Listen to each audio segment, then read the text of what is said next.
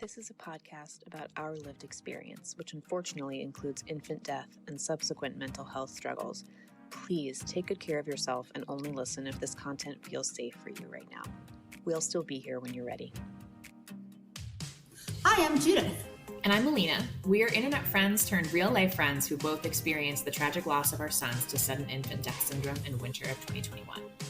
In the year after Aiden died, my husband and I both became unemployed. My parents divorced, and we had to move 5 times for various reasons. And as for me, just a few weeks before my son Quinn died, my then husband had come out to me as a transgender woman and were subsequently divorcing. It's been a lot. It's been a lot.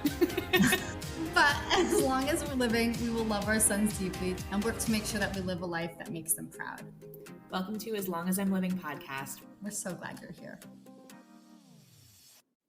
Hello friends, this is Judith here. I am here to do the introduction of this week's episode.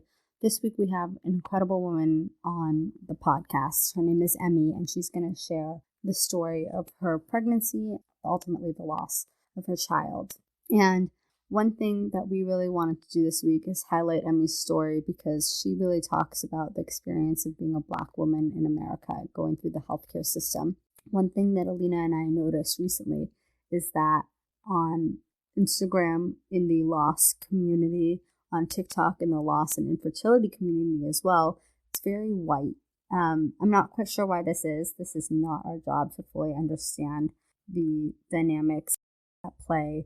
But what we do want to do is highlight the stories of women who are experiencing a completely different healthcare system and experience than we are as white women. So on this Juneteenth, we want to share with you Emy's story. And it was only this last year that President Biden signed into law a bill that recognizes Juneteenth, as a federal holiday, honoring the emancipation of enslaved people, even though Black people have been recognizing this day for a lot longer. Before we get started, I just want to share some statistics. The national maternal mortality rate in America, which is the death of a person during their pregnancy or within the year of delivery from causes related to the pregnancy, for a white person is 12.7 per 100,000 live births, but for Black birthing people, they die at a rate of 40 per 100,000 live births. So that means that if you're a Black pregnant person, you're 3 times more likely to die than a white person. The national infant mortality rate, which is the death of an infant before their first birthday, for white babies is 4.6 per 1,000 live births, and for Black babies it's 10.8, which means that a Black infant is 2.3 times more likely to die.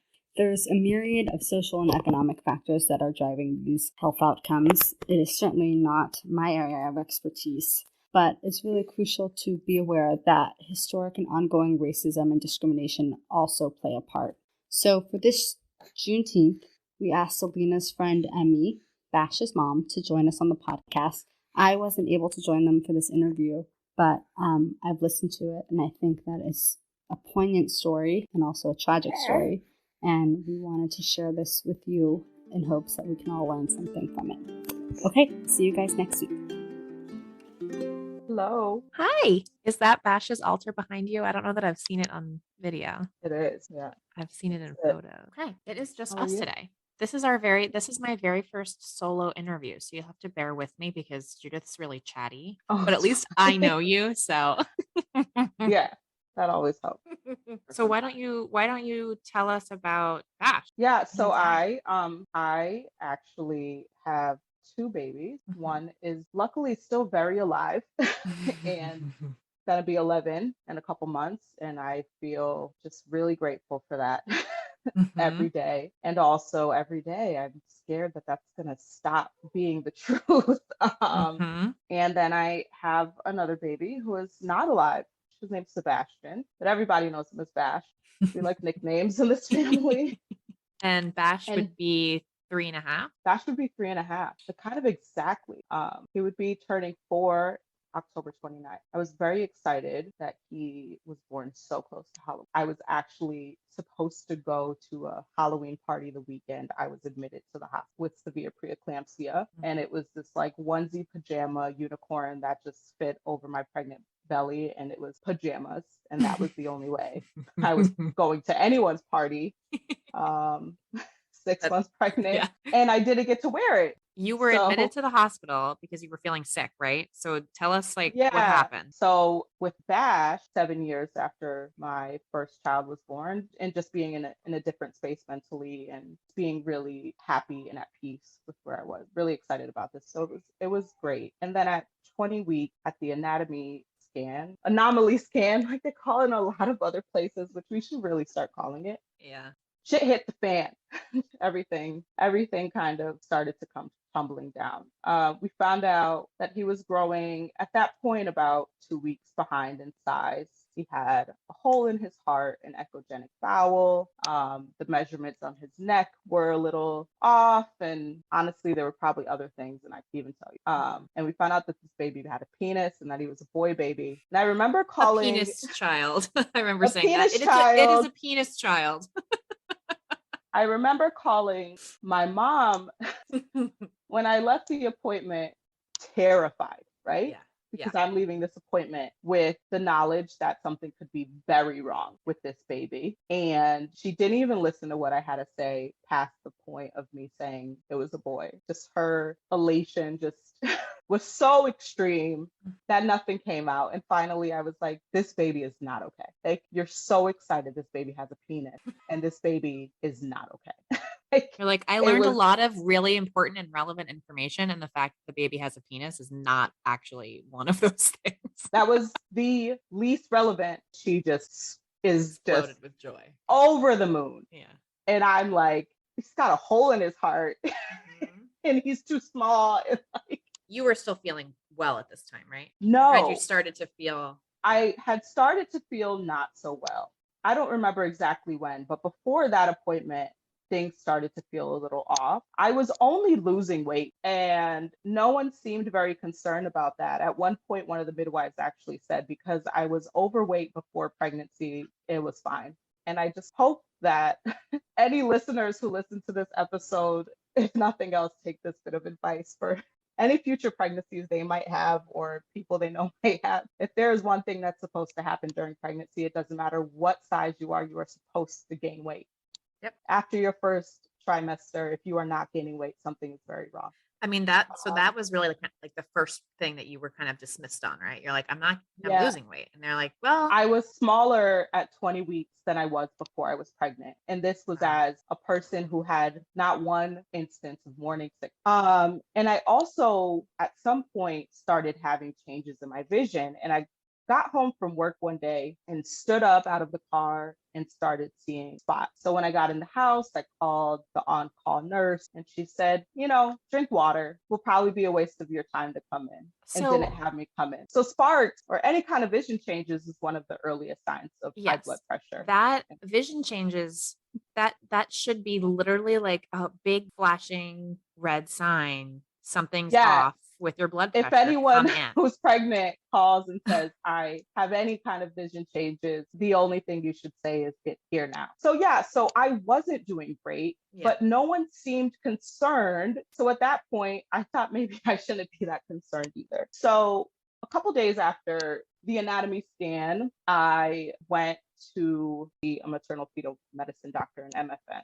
He asked if I would want an amnio. And at first I was like, absolutely not. Because I knew at that point that it could increase my risk of miscarriage and all of these other things. So he suggested I talk to a geneticist, and I spoke to the geneticist. My sister was there with me. I'm a single parent too. So I spoke to the geneticist, and she said that with all of the anomalies, the biggest concern was that he had trisomy 13. And the biggest potential. The biggest potential. And babies with trisomy 13 they don't do well. So I had the amnio, and I spent the next week or so just in agony, having no idea what was going to happen. I basically decided to put myself on bed rest, because no one seemed concerned. The MFM told me he would not approve additional monitoring for me, prenatal visits, until I was 27 weeks gestation. So there was no way for me to get more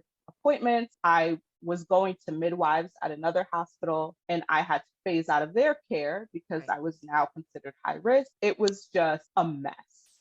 So besides going to work and the things I absolutely needed to do, I laid in bed and like obsessively felt for my baby moving. And when I got the results back, I found out that there was nothing, no genetic abnormalities came up. So that was kind of that. And so you're like, oh, that's good news, but I still don't feel good. That's good news. And in this time, I absolutely started to feel worse. Things progressed rapidly. I was having contractions. I was having lots of changes in my vision. Every time I went to the doctors, I had high blood pressure readings. I went to the maternal ER multiple times. At one point, I was driven by ambulance to the bigger hospital. And every time they sent me home. And when they would check the baby, every time they did an ultrasound, he was smaller, getting more and more weeks smaller gestationally. Yeah. And one of the other concerns I kept bringing up was the fact that I had fibroids. And I kept asking if these fibroids could be causing any of this. And I just kept being told that like, he's not viable. So we're not going to do anything extra until 27 weeks. And no one actually cared that I was also incredibly sick. I started going to acupuncture twice a week and drinking like the smelliest and most foul tasting Chinese herbs twice a day.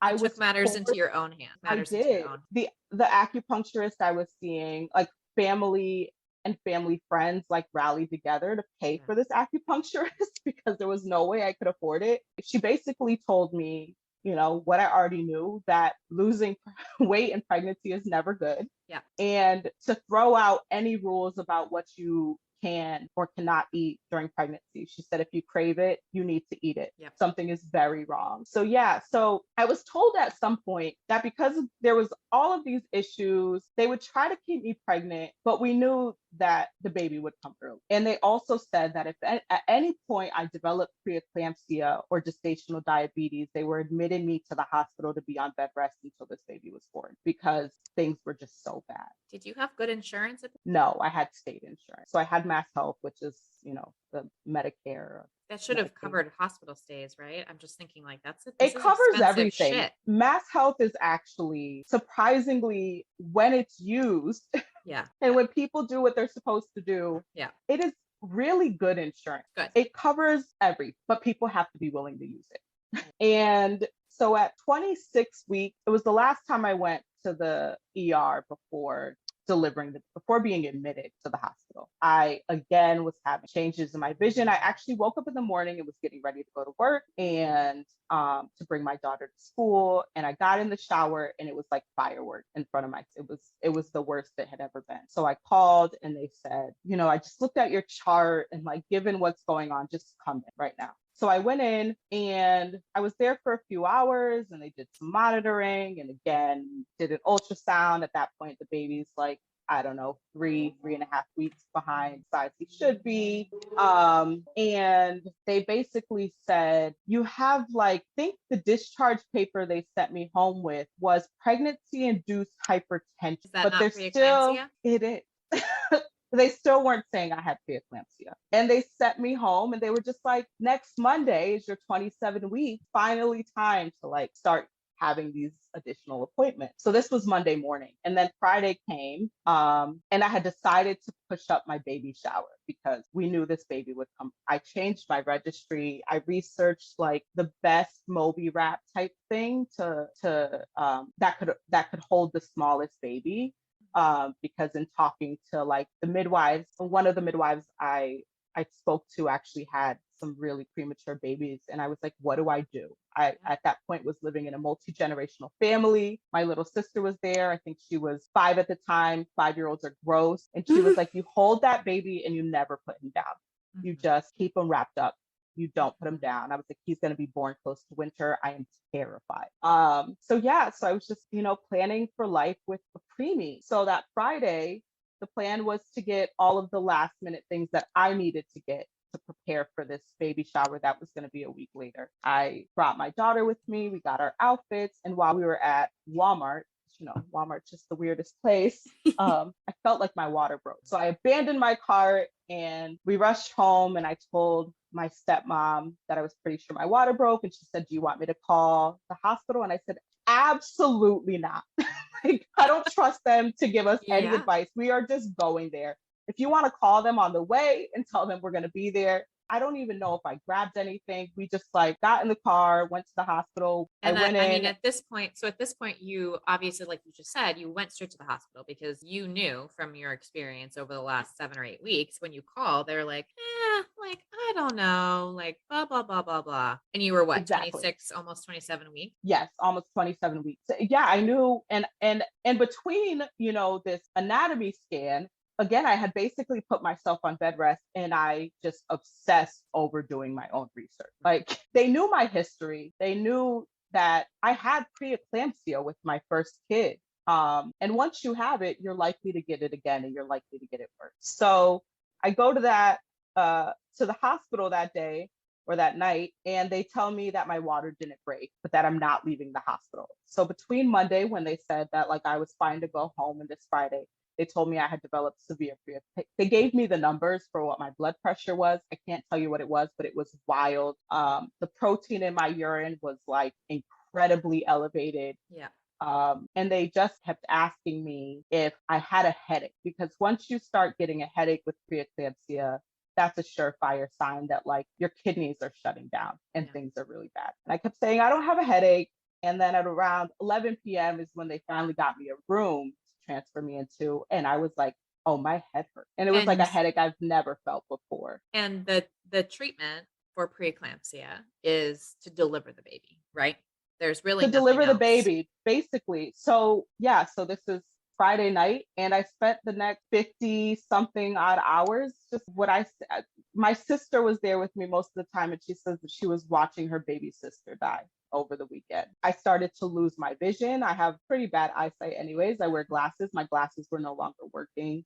I was like unrecognizably swollen. I was so swollen. It was unbelievable. I kept saying that I just wish someone would shoot my head off, because that's how bad the headache was. It felt like my eyes were going to pop out of my head and like my head was just going to explode. I am dying. Yeah. So Sunday they came in and said that things obviously weren't getting any better. They were only getting worse, and that we had to deliver the baby, and they scheduled a C-section for the next day. So I woke up Sunday morning in a way that like since then and before then, I've never woken up. I couldn't remember going to sleep, and I woke up like, and there was an oxygen mask on my face and a room full of people, and they were putting iodine on my belly, and my sister was there crying, and I looked at her and I was like, what is going on? And she said, you and the baby, your heart rates were like gone.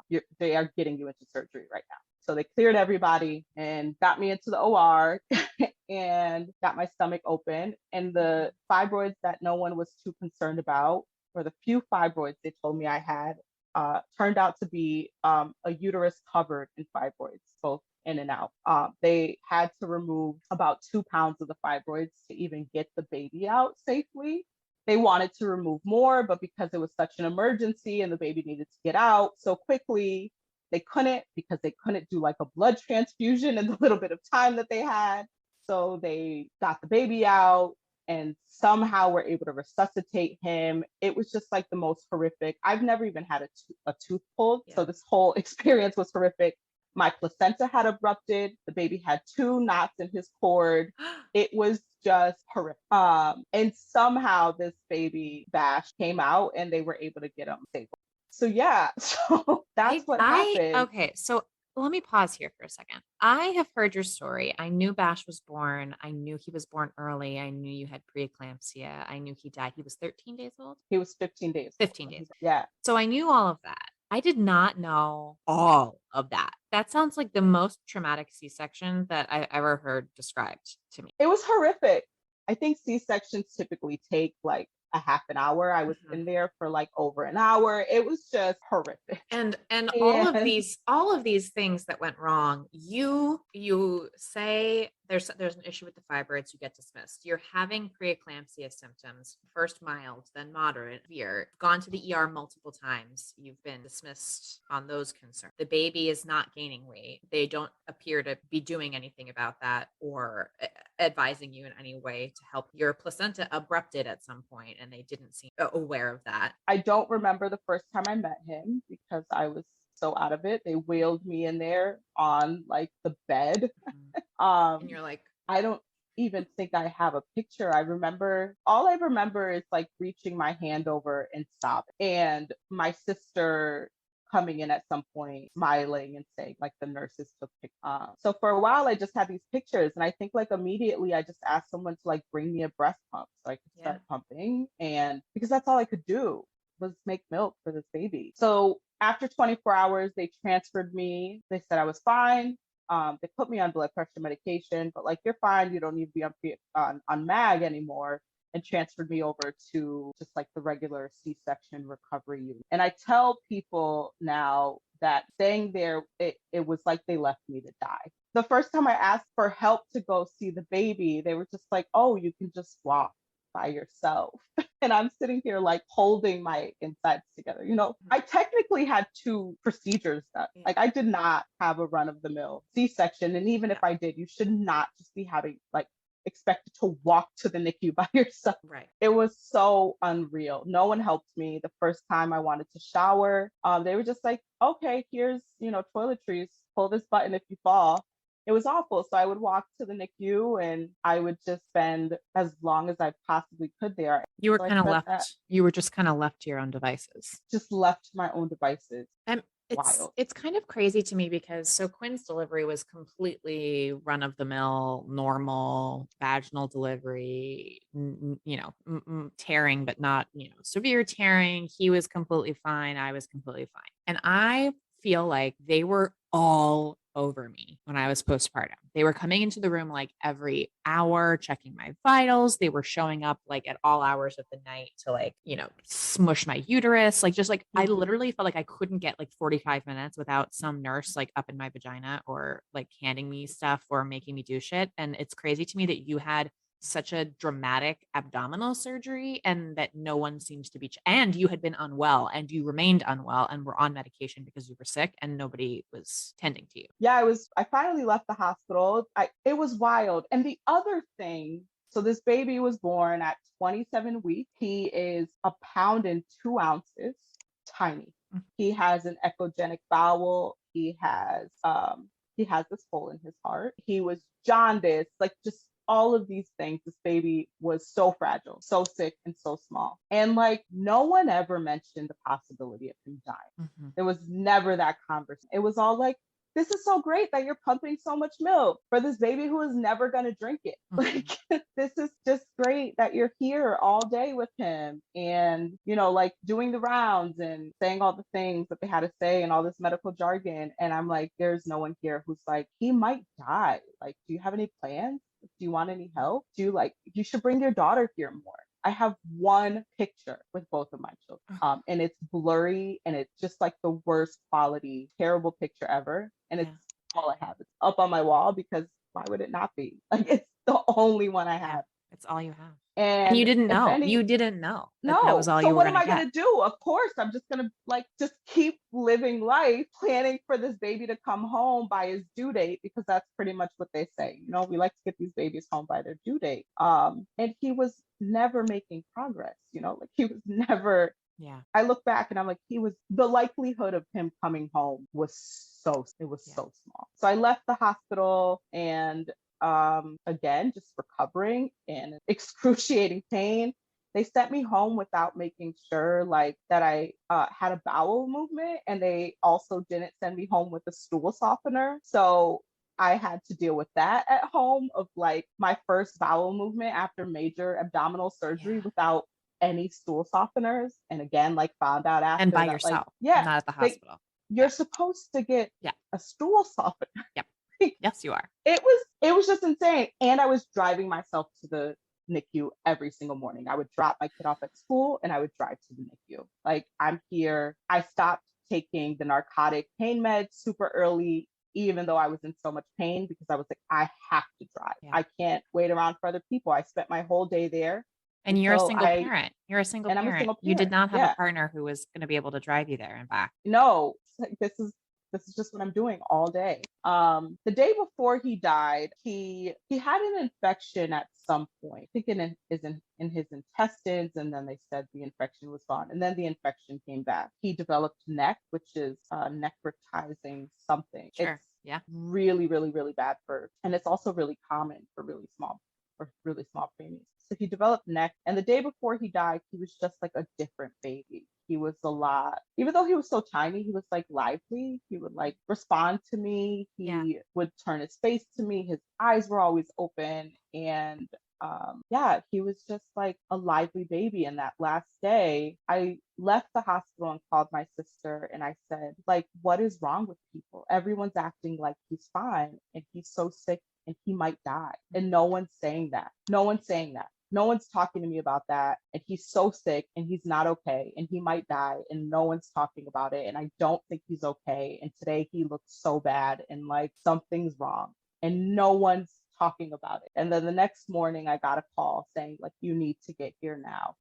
And they told me he had been coding for hours. And for whatever reason, no one called me as soon as that started to happen. So by the time I got to the hospital with my sister and my mom met us there, he was so far gone. He was still breathing to some extent. But it had been hours of him coding and hours of them trying to resuscitate him and trying to get him stable. And I think it was maybe another hour or so. And I finally, said, I don't want to do this anymore. Yeah. You don't want to put him And through I was, it.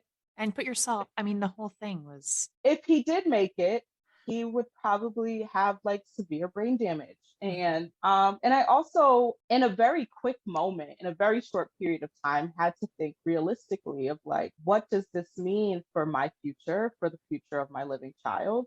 I'm a single parent. I couldn't even get them to like listen to me about preeclampsia. Like, what are they going to do with like a super sick kid? What's his life going to be like? Yeah. He's a Black boy. Like, that's already a problem in this country. Like, what is his care and his life going to look like? And I knew that, I'm not like a believer in like miracles. Like, he's not going to come out of this and be healed, be miraculous. Be healed, be miraculously healed. If he survives the NICU and somehow makes it home, he is going to be a very, very sick child. Yeah. And, I don't know if you got a chance to listen to this episode, but I know Jill, Jill and Eric from Empty Arms. We did an interview with Jill and they had to make the decision to interrupt Hadley's pregnancy because, for she was very, very sick. And one of the things about her situation that's different is, and in the episode we talked about, once Hadley had been born, they could make the decision to not resuscitate her. And it sounds like although TFMR and this situation are obviously like so different, you both had to make that kind of excruciating decision that says, I'm looking at what the life of my child is going to be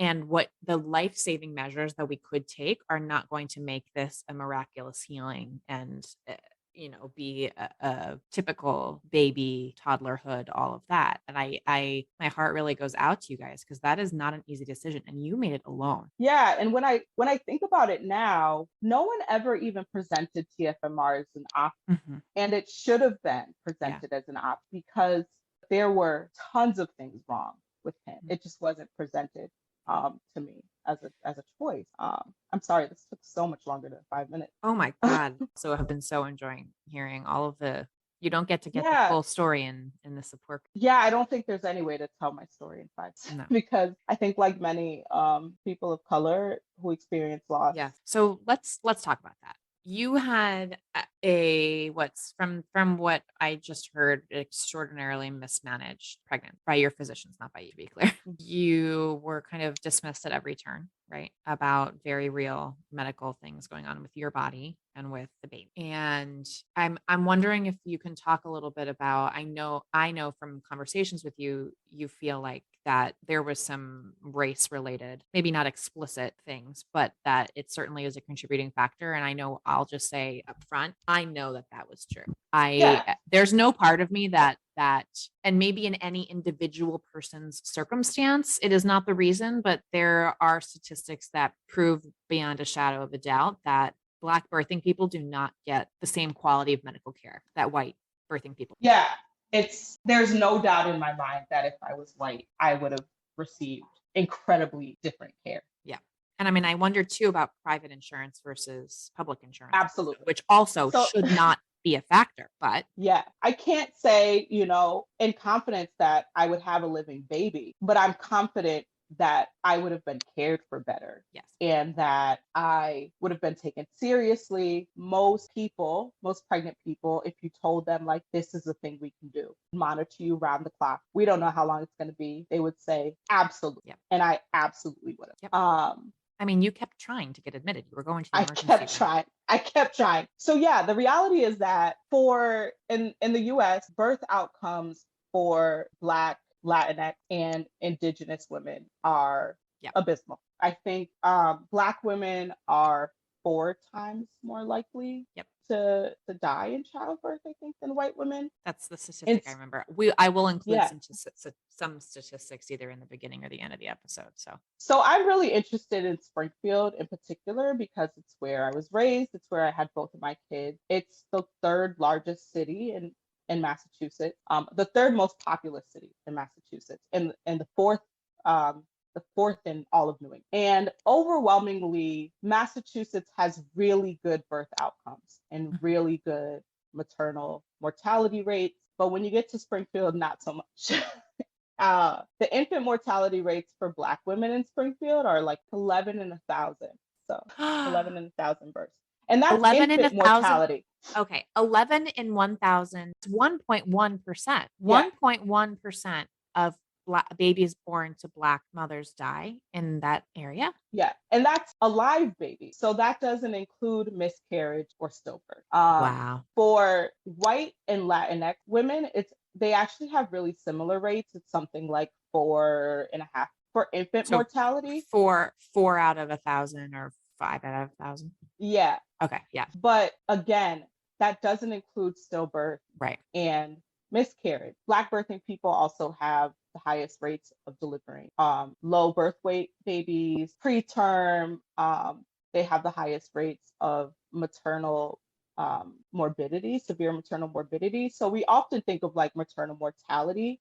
A lot of birthing people actually don't die specifically due to pregnancy related causes anymore because we have made some strides in that. But what does happen is that people get really sick. Yeah. They get diabetes, they get preeclampsia, a lot of these other things. And those are severe maternal morbidity events. Yeah. And that's where you see a lot of these issues. I mean, that can be a number of things. It can be mistrust, but yeah, it's this implicit bias. It's this structural racism, this systemic racism that says Black and brown people can handle pain better, or that even though statistically we don't have like higher rates of drug use than white people, that we're just like trying to get meds or all of these like other things. And instead of just like, no. Yeah. Like, it's the kind of thing where I think if a white person, if I were to go to the hospital with the symptoms that you had, if my baby had the same, and I, just in case anybody doesn't know, I'm a white person.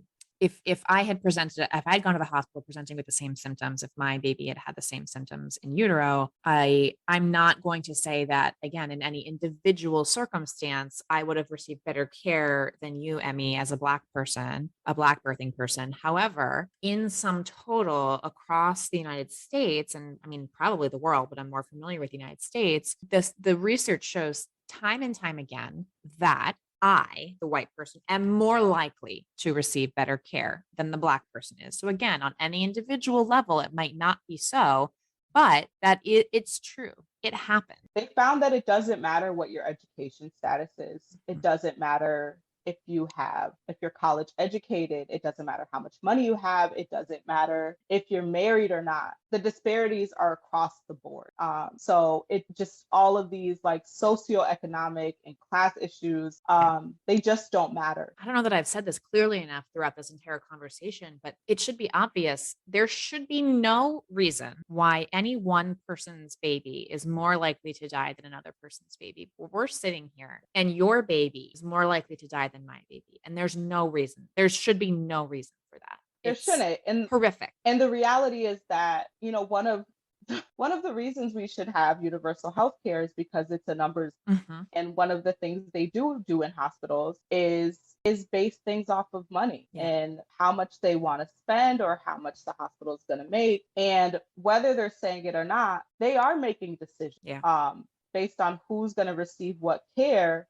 It's these kinds of things that people dismiss as anecdotal. Any individual story can be dismissed as anecdotal. However, this is not anecdotal.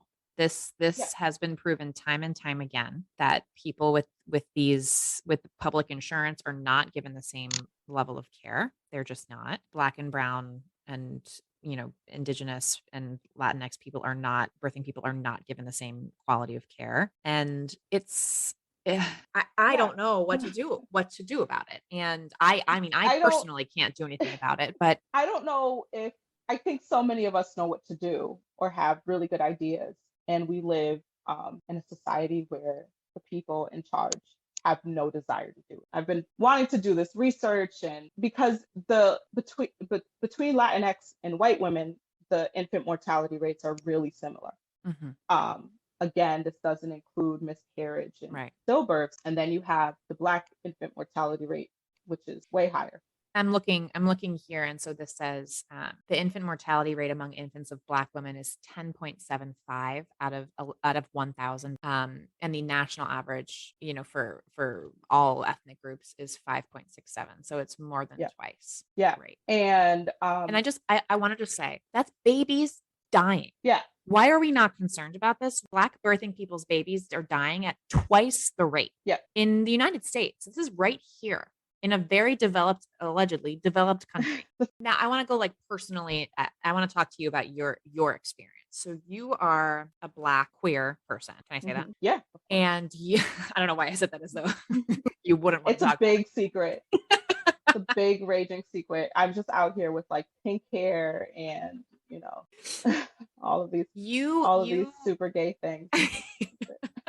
You are in quite a few minority groups, right? What does that feel like? So I from my personal experience, Empty Arms has always felt super white. Maybe I'm wrong. You're saying you serve a lot of Black and Latinx people. Is that they don't continue to come to the support groups? Because my only real Empty Arms is in the support groups. But even the area where Empty Arms serves feels so white. You're kind of one of the only people of color that I'm, super familiar with in the Empty Arms community. And also there's not a lot of people of color in the infant death Instagram space, in the lost podcast space. Most of the lost podcasts I know are white people. How does that feel personally? Do you feel unseen in these spaces? Or is there, I know you've started your own Instagram to try to be a voice in that space, but I want to hear what it's like for you in these minority groups. I'm so happy you brought this up, and I think you know that I love you. And and it's a really necessary conversation. So I lost Bash 2018, and I started going to support groups really early on. And one of the first things that hit me was that it was all white. Everyone was married. Everyone seemingly is financially resourced, college educated, heterosexual, cisgender. Yeah, it's a fairly homogenous group, I would say. Very homogenous. Yeah. And not to the fault of the people who found it, of course, but I do think there's a kind of, it's like a self-fulfilling prophecy where that's the people who are more likely to have the resources to be able to take time off to attend a support group, and then they go, and then that's all the only people who are there. So if person of color comes to the group, they may not feel as welcome. It's a whole self-fulfilling issue. I know that Carol is working, Carol of Empty Arms, she's working hard on this, but I know exactly what you mean. You stare at I've only been on Zoom, but you stare at it, it's a bunch of white people, right? It is.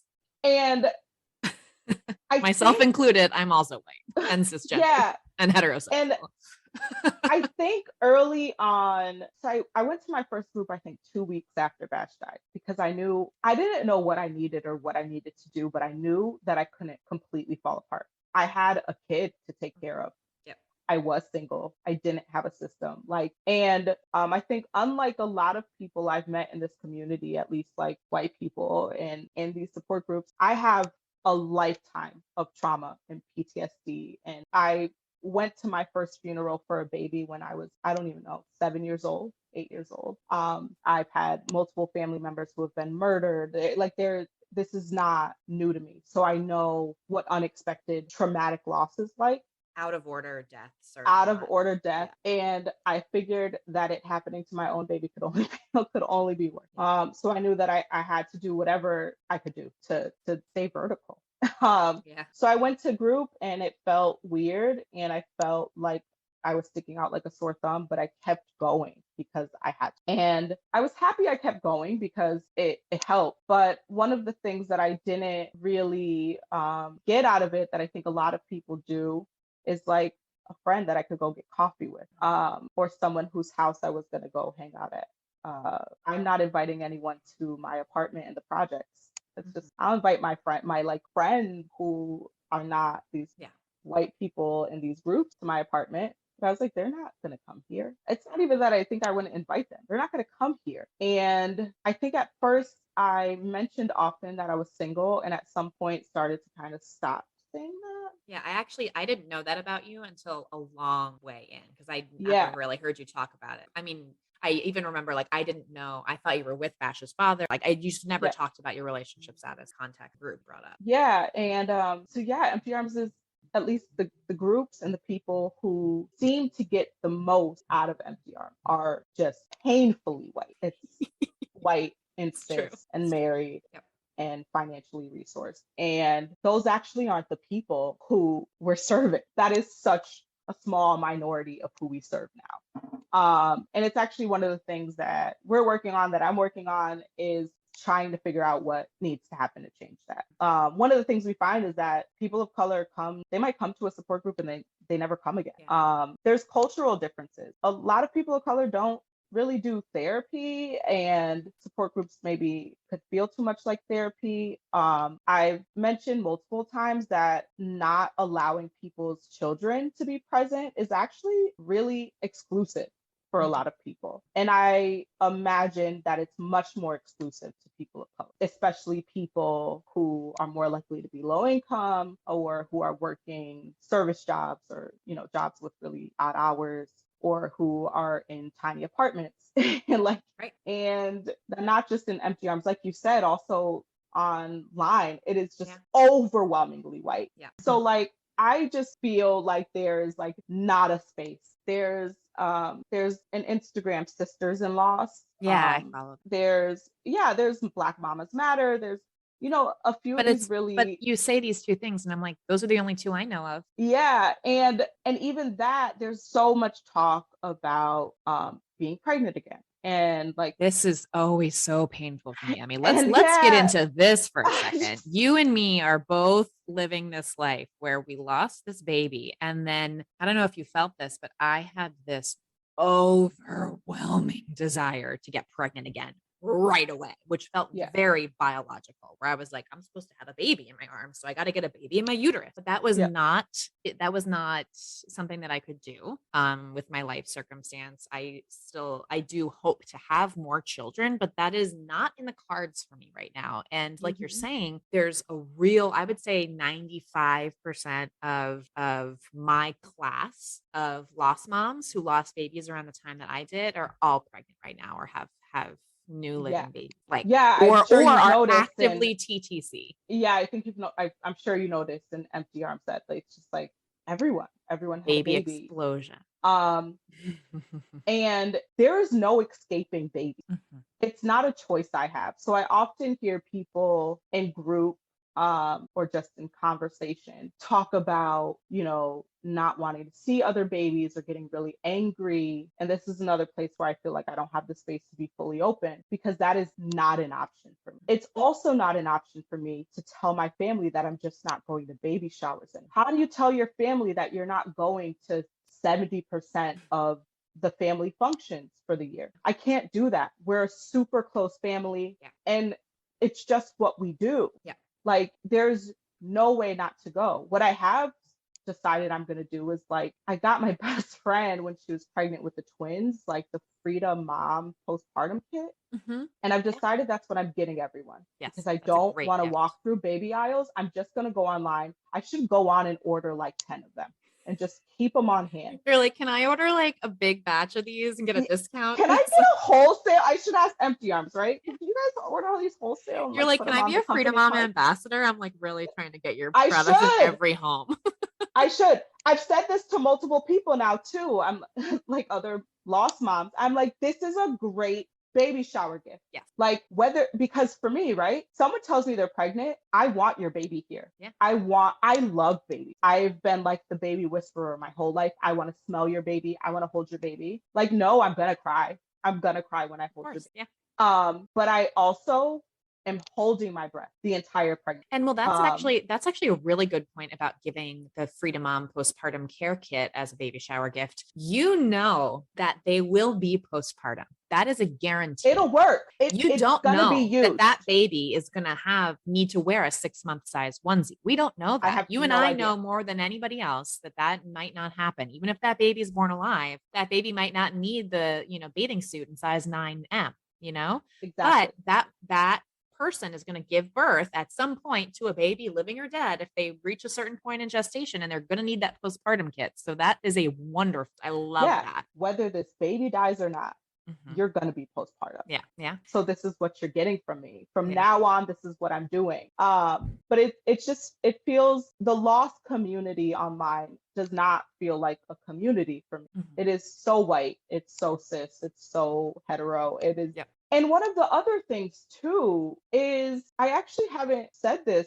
I don't know if I've said this to anyone. I feel like white women, white birthing people who lose their children, are allowed to be sad about it for a very long time. Black and brown people aren't.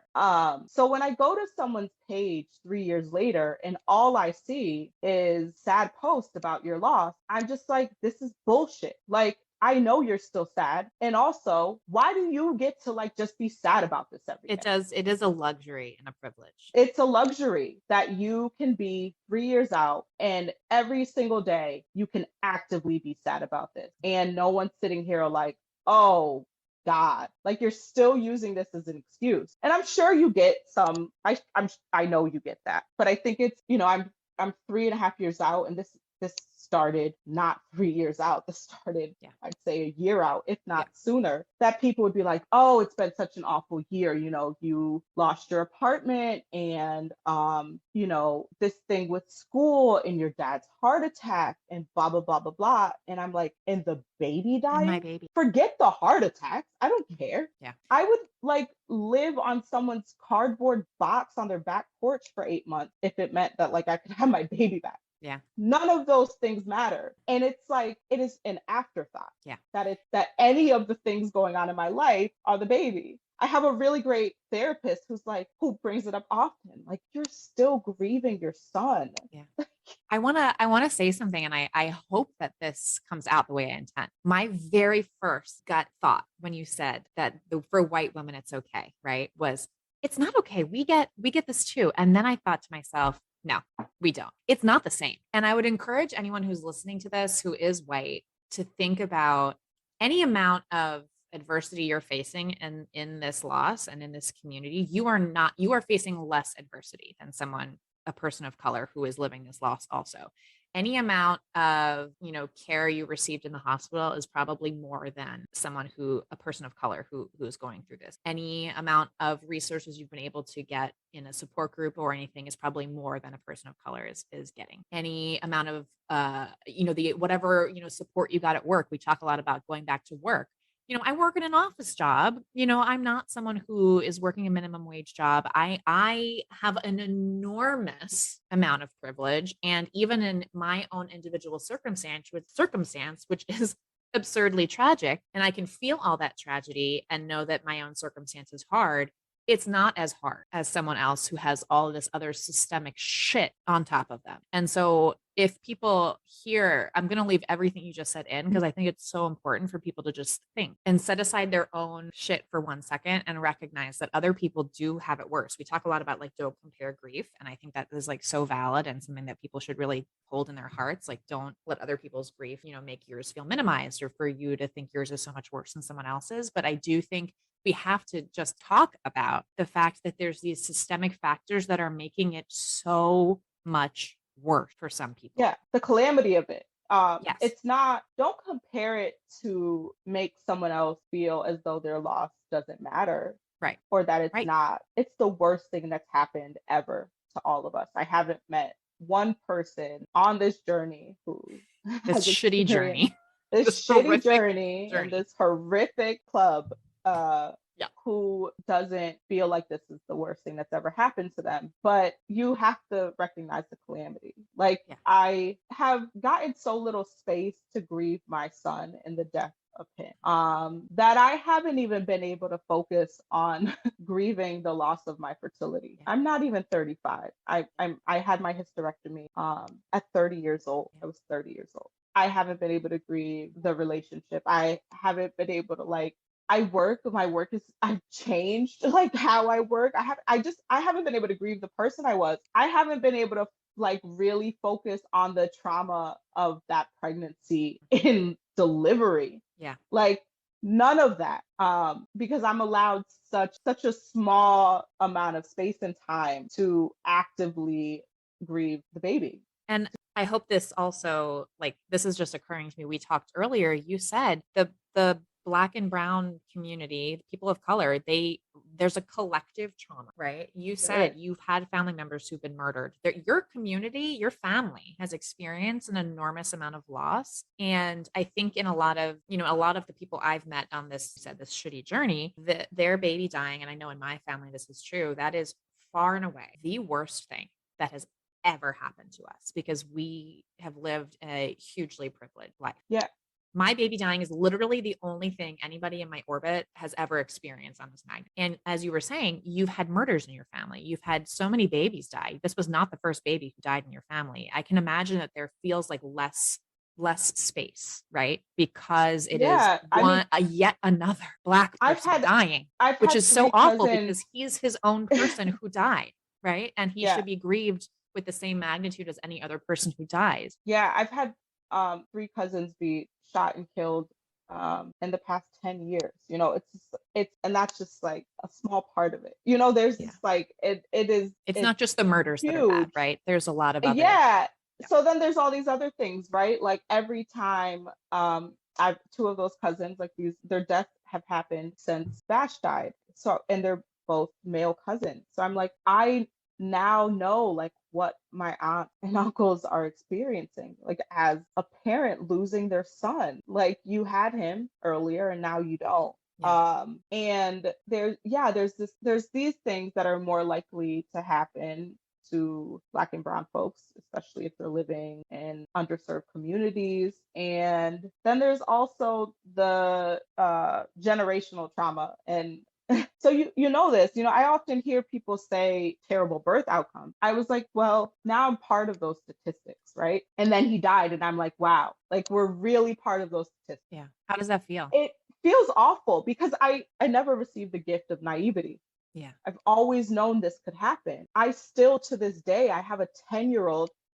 They'll be 11 in less than 3 months. And I still put my finger under this child's nose every single night. I've done it since the day they were. I've never been able to live with this comfort of a child living because of all of the trauma and loss in my life.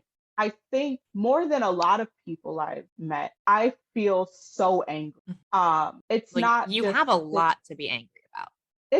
his death feels 100% avoidable. Yeah. Even before my pregnancy, there were just so many things that could have been done differently. And also to the suffering, ensure the suffering that he and you were in the delivery and in the last weeks of your pregnancy and in the weeks of his life, that was also avoided, right? it That was extraordinary amount of all suffering. avoidable.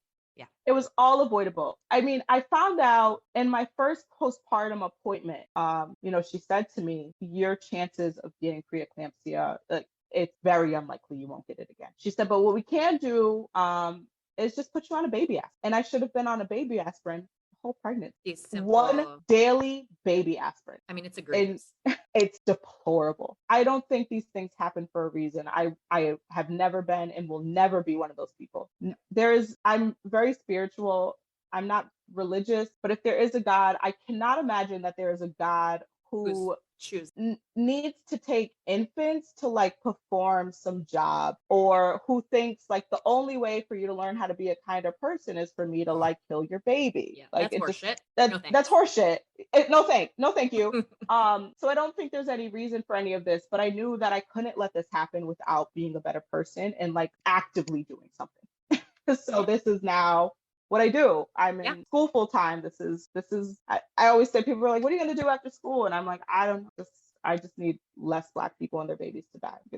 That's it. And I am just so angry, but the anger fuels me in a way, because it just can't keep happening. It keeps happening. It keeps happening, and it shouldn't.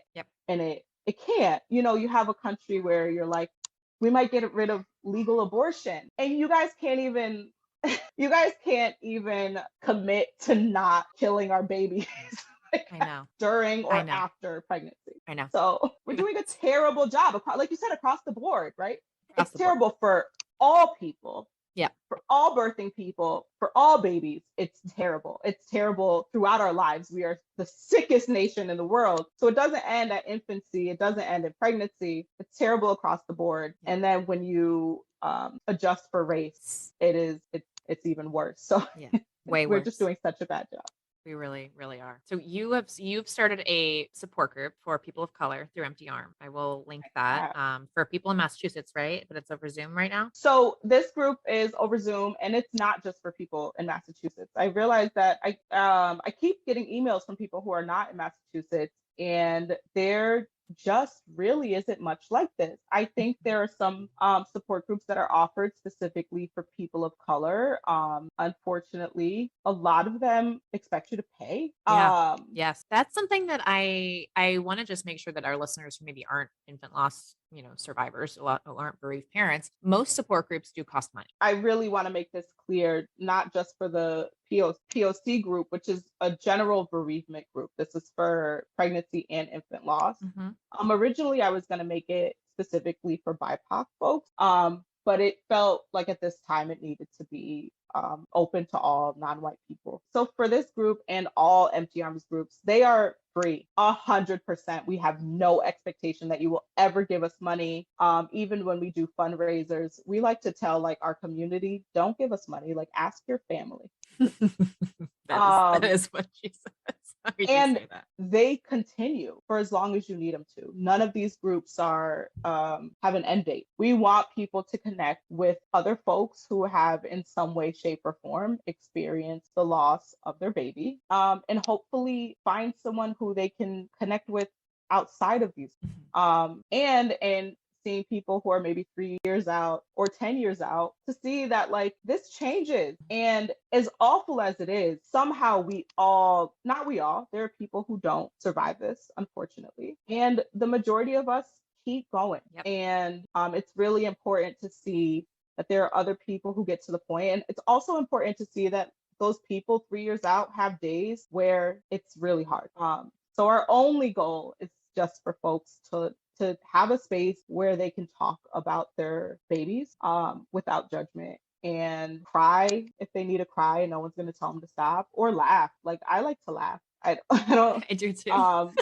I laugh at all the wrong times. Do you maybe that's a good place to end. Do you have any like Yeah. loss confessions or like grief confessions loss or like confessions. loss, like dating as a bereaved parent horror stories. Oh I've my got a couple of God. those.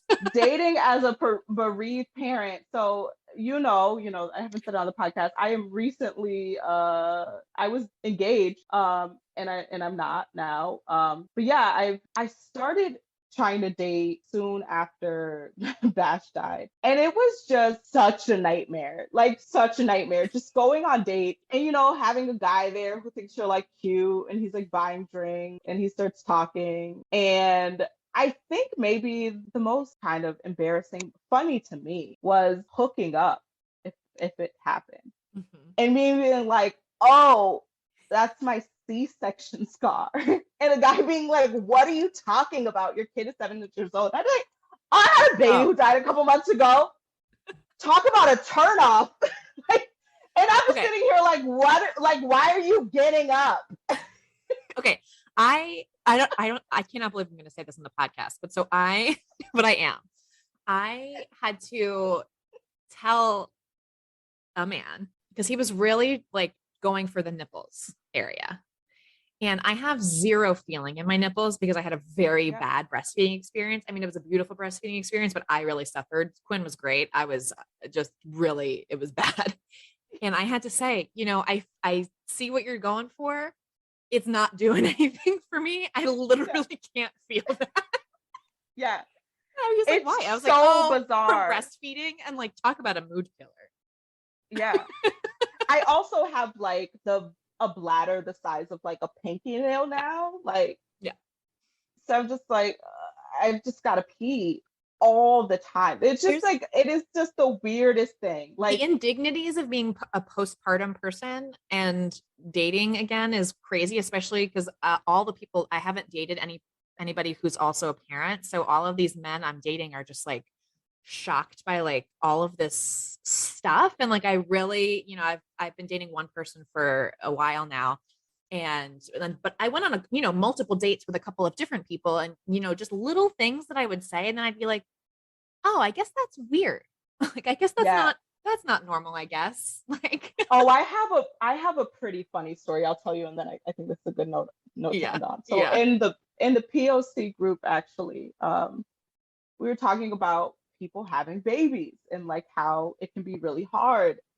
And I said that I will like look at people and go, I hope that baby doesn't die. And they are mortified, obviously, because someone is just like, I hope your baby lives. Really excited for you. Just really hope your baby doesn't die. Yeah. And one of my friends was like, I like to tell people that I'm cautiously optimistic. I was like, yeah, that's probably a better way to phrase it. Optimistic. It's a little more tolerable phrasing. Sure. But I do hear, I mean, literally, if someone's like, oh, baby, whatever, coming, are they? Are they? Are you sure? Cautiously optimistic. And here's your free to kid. Yeah, right. To all of our wonderful new friends, we want to hear from you. Email us at aslongasimlivingpodcast@gmail.com and follow us on Instagram at aslongasimlivingpodcast. We'll get back to you as soon as our grieving brains allow. Yay!